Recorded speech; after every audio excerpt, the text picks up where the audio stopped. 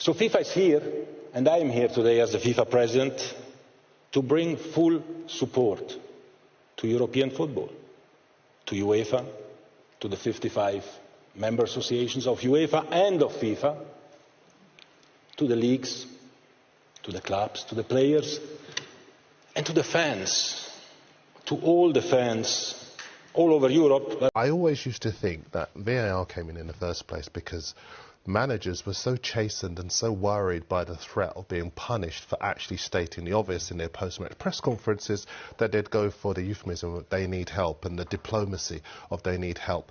Now, with these decisions, and we are reaching a stage of the season where managers' jobs are on the line, people's livelihoods are on the line, clubs' positions in the Premier League are on the line, but also clubs' ambitions at the top end of the table are on the line as well.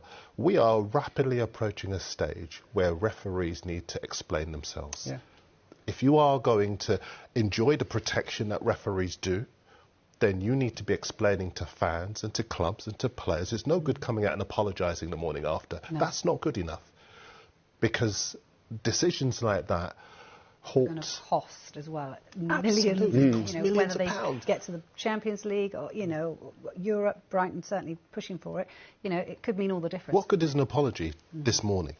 If Atwell comes out the day after, after the final whistle and says, this is why I took that decision, then he can be made to look at it and admit then he's made a mistake. But you can't enjoy the protection that referees do and then leave fans and players and managers and club officials and even us as neutrals watching so frustrated. Yeah. I think the thing to say is refereeing is changing under Howard Webb, and I'm sure in the next couple of years we'll see some of these things being addressed in terms of standards and maybe communication. And I don't like personalising it with referees. They've got a really hard job, and I think the standard's higher than we give them credit for. There's a big but here, though, and it is that performance yesterday, which, as you say, Darren, might cost Brighton a historic chance to be in the Champions League.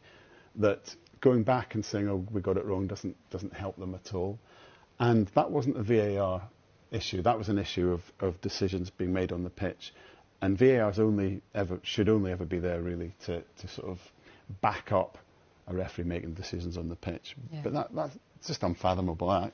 As I say, someone who's got a lot of sympathy for referees, it's hard not to actually alight on the referee in that particular match. Chelsea has been officially granted 3 points after a controversial VAR mistake in their recent match. A late goal, which would have secured a much-needed victory, was wrongly ruled out for offside, sparking widespread backlash from fans and pundits. The decision was widely criticized, with many calling for accountability in the officiating process. After a thorough review, PGMOL admitted to the error, acknowledging the offside call was incorrect. In a rare but significant move, the Premier League stepped in to correct the mistake and awarded Chelsea the 3 points post-match.